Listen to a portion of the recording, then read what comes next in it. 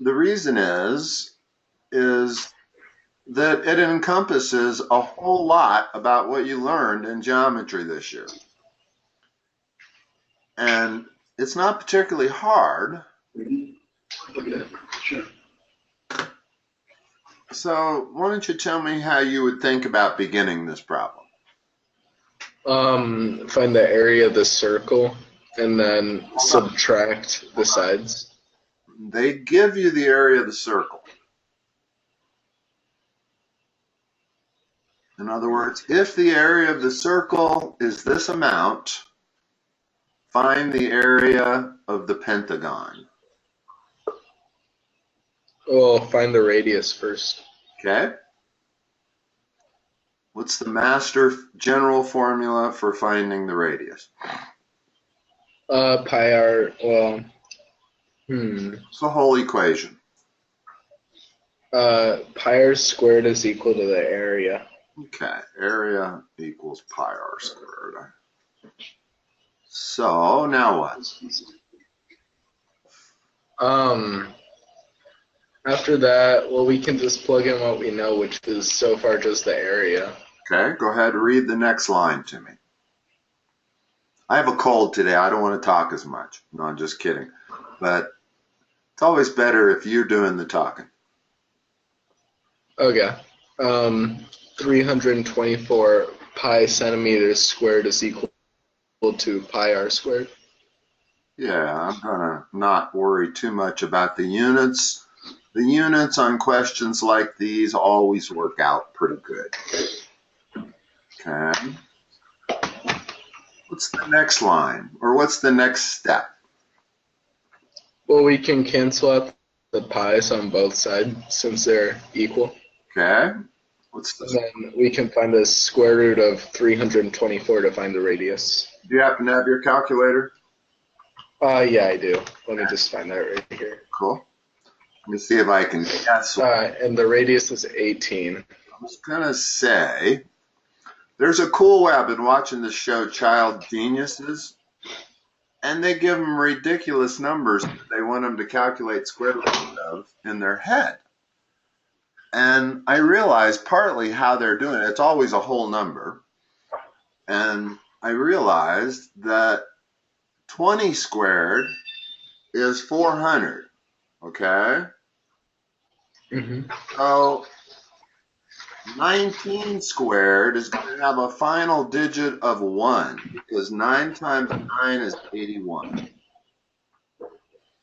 So you've got to find a number a little bit less than 20 whose last digit is going to be a 4, and that's really all you have to do.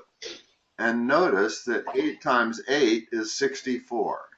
So the last digit is a 4. That's got to be my answer. Especially if I'm competing for Child Genius and I know that the answer is a whole number. So I get R equals 18.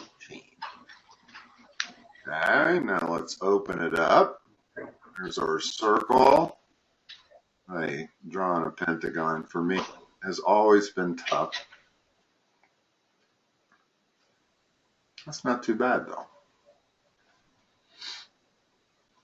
Yeah. So that is 18. Okay.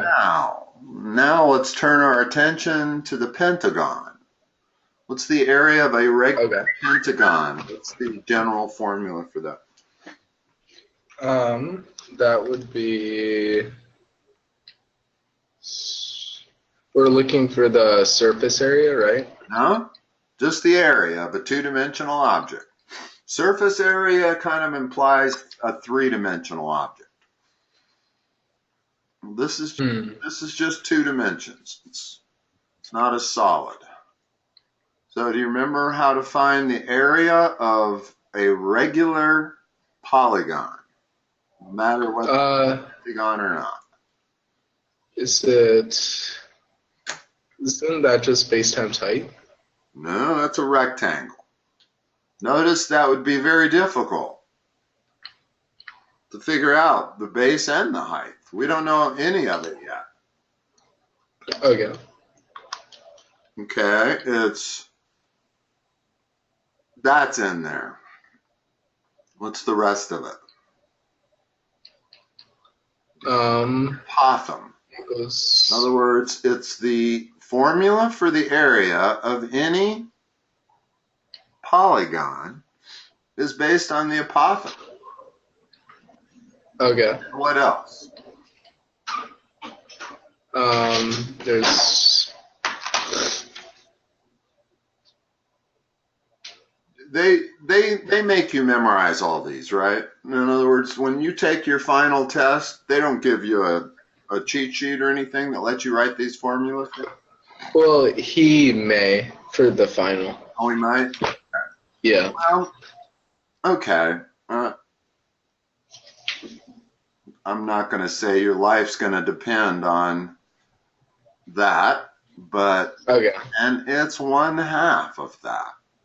This is all right. This is not one of those formulas that you're going to be expected to remember beyond geometry class. You won't need to know it for the ACT or the SAT or next year's algebra or trig or any of that. Okay. But you may need to know it for your final in geometry or your next test.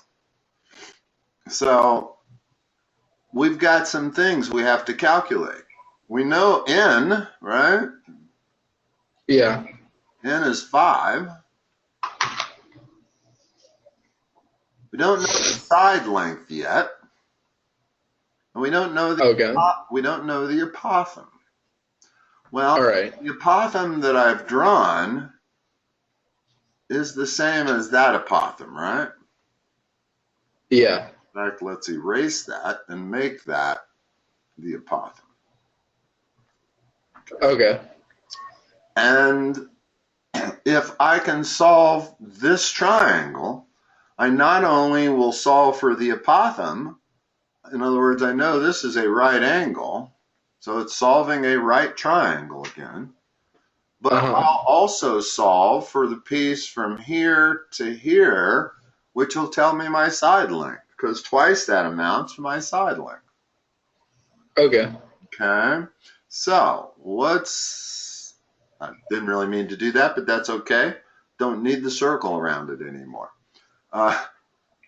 So let's look at this triangle right here. In fact, let me draw it outside of the Pentagon. Sometimes that's a good idea on how to do it.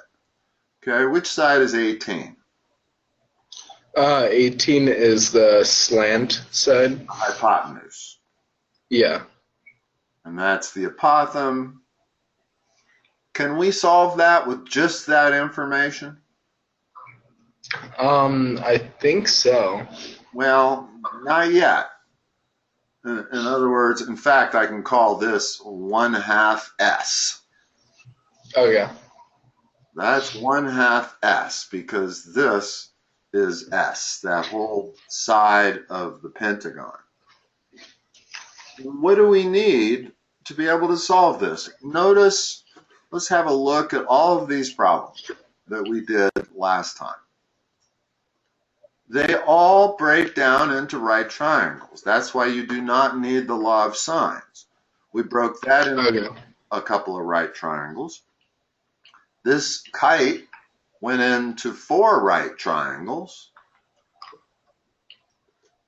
This trapezoid went into right triangles. And this parallelogram, we dropped verticals to make right triangles.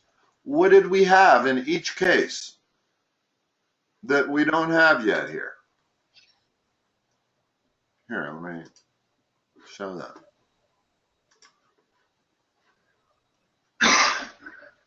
What do we have in all of these problems that we don't have yet in our problem? In other words, we're trying the side length. Look at them again. Angle. In other words, we had a 69-degree angle there. We had a 67-degree angle there. We had a 54-degree angle there. We had a 62 and 127, which allowed us to calculate that angle. So we need angles. Yeah. The angle we can figure out happens to be theta. Isn't that, that's 36, that angle. How'd you get it?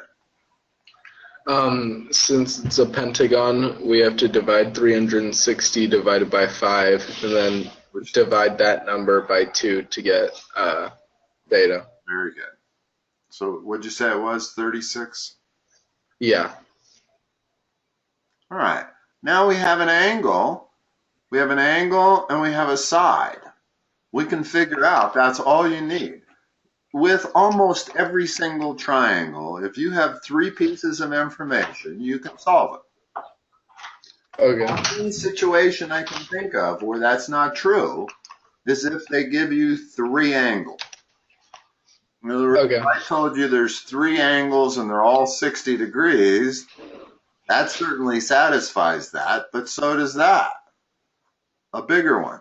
All right. So 3 angles are not enough to define a triangle. It's enough to define similarity, but not congruency, or not solving a full triangle.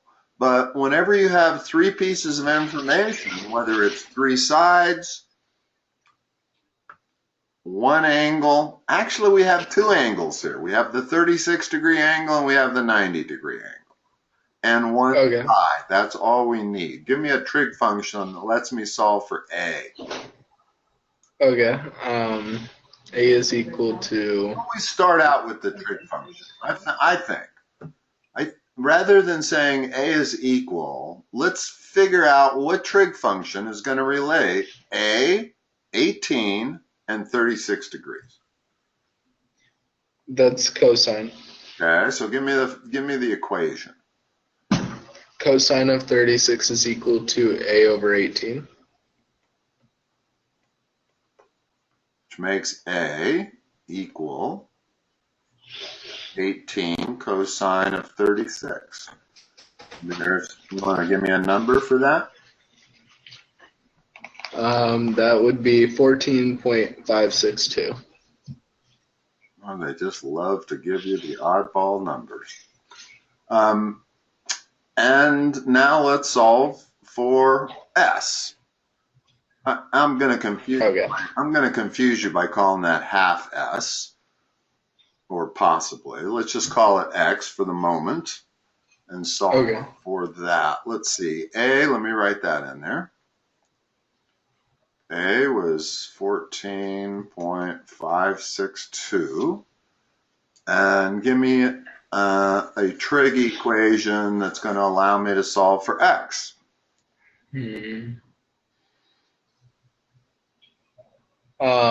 could go tangent. Tangent of 36 is equal to X over 14.562. Okay. I'm trying to think if there's any benefit in using sine instead. In other words, I could say sine of 36 is equal to X over 18. The benefit of that is I don't have to deal with this number that's got thousands places in it. There was nothing wrong with your answer, and it will give you the correct answer. But who knows what kind of round off error we might get, and so forth and so on.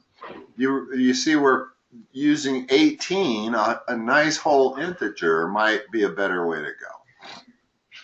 Okay. And what's that number?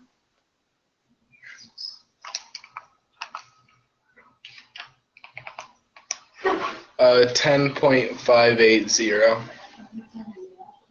Okay, so what is the side length? S right there. We've got the apothem. We got the number of sides. The side length is what? Side length isn't that just 10.580? That's half of the side length. Oh, okay. In other words, so we have to divide that by 2. You've got to multiply it by 2. Okay. Right? Do I? Yeah. In other words, always look at your pictures. In other words, I drew this triangle, I pulled it out, but what we just calculated was that 10.58 from there to there. Well, we need the side length for this formula. Okay. We don't need just x.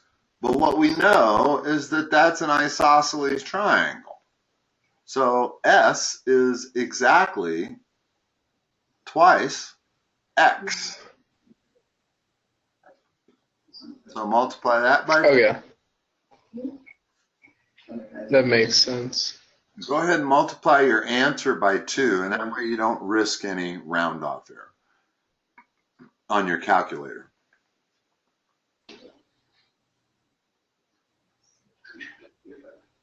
In other words, it's 21.16. Sorry, what was that? Still trying to calculate the side length. Yeah. Okay, so on your calculator, take the answer you got, 5.8, and multiply it by 2.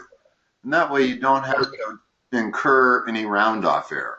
As long as you're using the answer that, goes out to 8 decimal places, that's the best thing to always do until you get to the end where you have to round it off. All right, so we're essentially done with the problem. We know we're going to fill in the hypotenuse is 14.562. Side length was 21.16, and the number of sides was 5. Well, you don't need to actually get a number unless you're going to turn this in for extra credit. I noticed that it said extra credit on it. Is this a paper that you still have to turn in, or is it too late?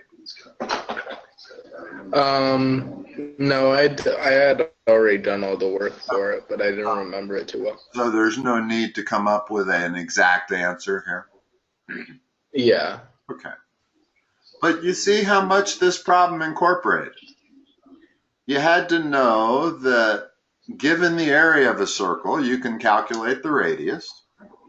Given the radius of the circle gives you the length of one of the radial arms of that pentagon. And knowing that it's a regular pentagon, you can figure out that's 36 degrees, solve that triangle, and solve for a hypotenuse, side length, and we knew the number of sides. So this is a great problem.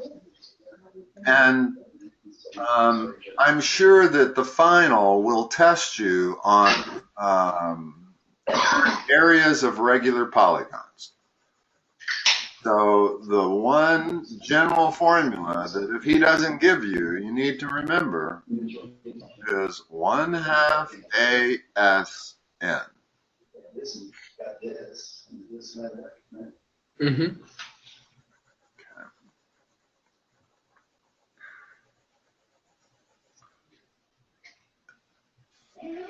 And all of them would be similar. Had they drawn a septagon in there, you could have solved that also.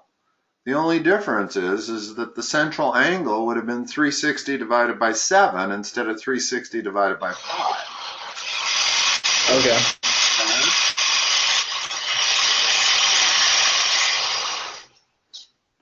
Okay, that was all right triangles. Now let's go back and do at least this law of cosines problem. Okay.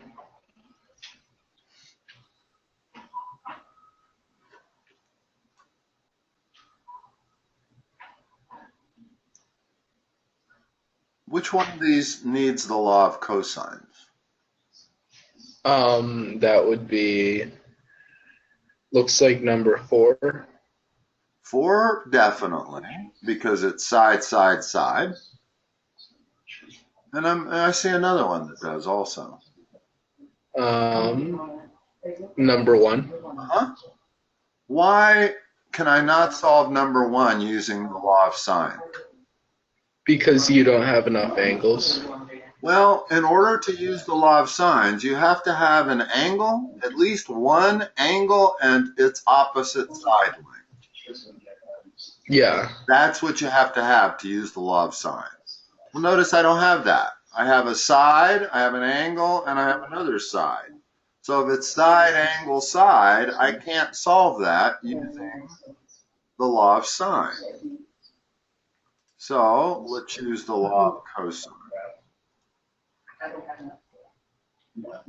Now, let's just start. I'm going to cover up everything you put there just to see if you remember it. You might have gotten this. Okay. I didn't really check your work. I am going to say something, though, about your answers.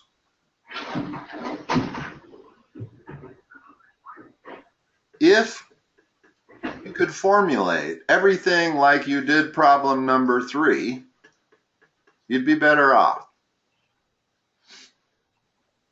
Okay? By that, I mean, put down that, neatly written, equals that, neatly written, equals, I'm not sure how we, oh, I see, you're just solving that. Okay. It not only will help you with your scores on your tests, because the teacher will more likely give you more credit if they can see what you're doing. It's awful hard to figure out what you're doing here. Okay? And by that I mean, what I would like to see you do is always start out with the general formula. You're not doing that here. Now, on this problem, maybe I don't need to do it. It looks like you have done this one totally correct, but it's not equal to x squared. Yes, it is. Yes, it is. What's the general formula for the law of cosine? A squared plus b squared equals, no, a squared plus b squared minus 2ab, 2ab, It's the law of cosine, so it must be abc, yeah, equals c squared. Okay, I would have started out with the c squared on the left, and the cosine of what? What angle? C. Right. In other words, this angle is always what's on the other side of the equation. Those aren't the same c's, incidentally. This is a little c, the side length, and this big C is an angle. Yeah. So that's what you've got, and apparently after doing the math, you get this, and you're able to solve for x. In other words, if this is true, what's a squared equal to? Not this part. In other words, there's actually 3 laws of cosines. That's the first one. Here's the second one. And the third one would be what b squared would be equal to. Because you don't always know which side you're going to get. Okay? So what's a squared equal to? And I don't mean to solve the first equation for a squared. This is a different a squared. What's the second law of a squared equals what? What do you mean? Well, b squared plus c squared. For starters. Okay. Minus what? Minus 2bc. What's the rest of it? Cosine a. Correct. Okay. And what would b squared be equal to? Okay. A squared plus c squared. There you go. That's what I'm trying to get at. In other words, minus 2ac cosine b. Right. See, it's actually pretty easy to memorize. If you can memorize one, then the other 2 have the same pattern. Okay. Now, excuse me. Fighting a head cold here. Seems like I'm always fighting a head cold on spring break. Made me think that maybe it's not a head cold. It might just be seasonal allergies. But anyway, so let's skip to problem number 4, or not 4. Yeah, 4.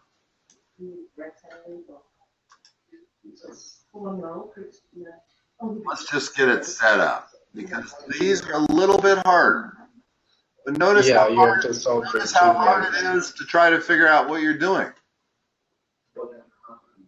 It's just presented in a way that I'm having a hard time reading it. You can't tell exactly what you're doing, but it would be great always. I think you're going to help your grades if you always start these problems out with the general formula. Which one should I use?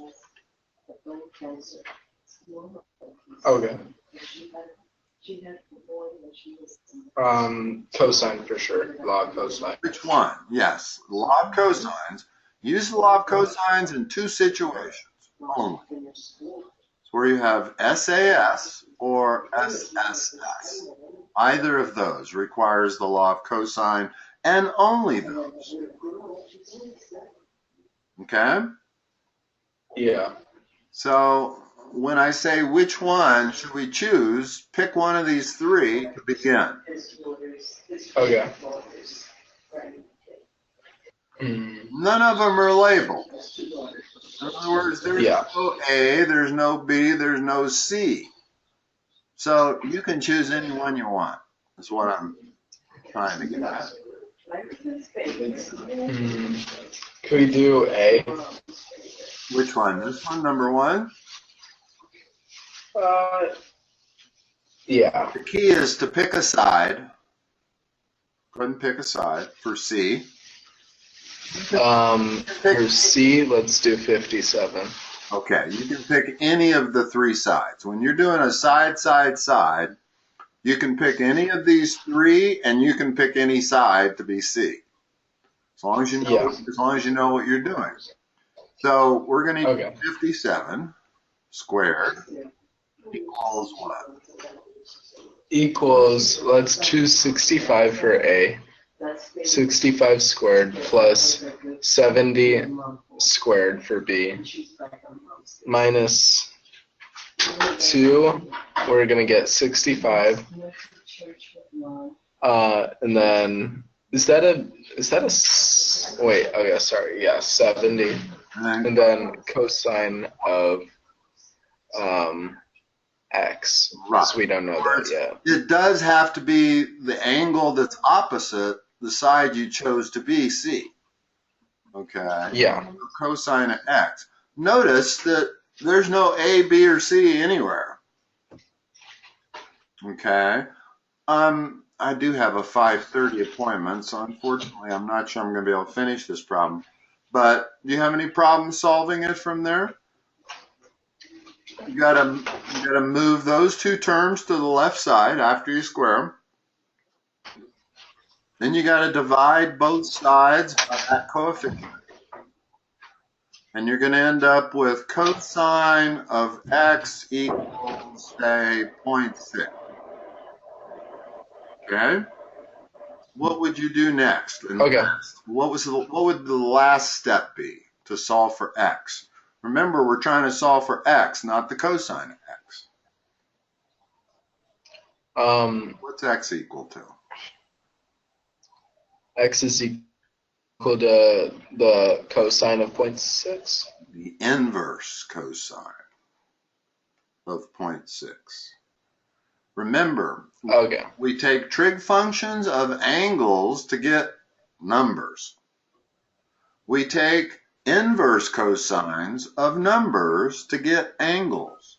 So if you're ever solving for an angle, you're going to have to use the inverse trig function to do it.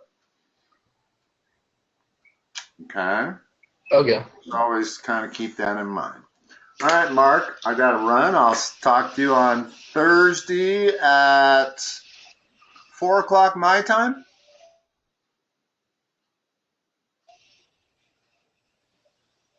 One second. Hey, Dad. Is Thursday at 6 okay? Ours. Probably yet, because I've got Uncle's house with faster internet. Are you sure? I'm not 100% sure if Mom is at a shower. Yeah, Thursday at our regular time? yeah. Because I can move it. I got plenty, but I do have to run. Oh, okay then. Does 5 work your time? Sure, I'll move it to 5. There you go. I'll talk to you Thursday at 7 o'clock your time. Okay, cool. Okay, have a good one. Enjoy the rest of your break.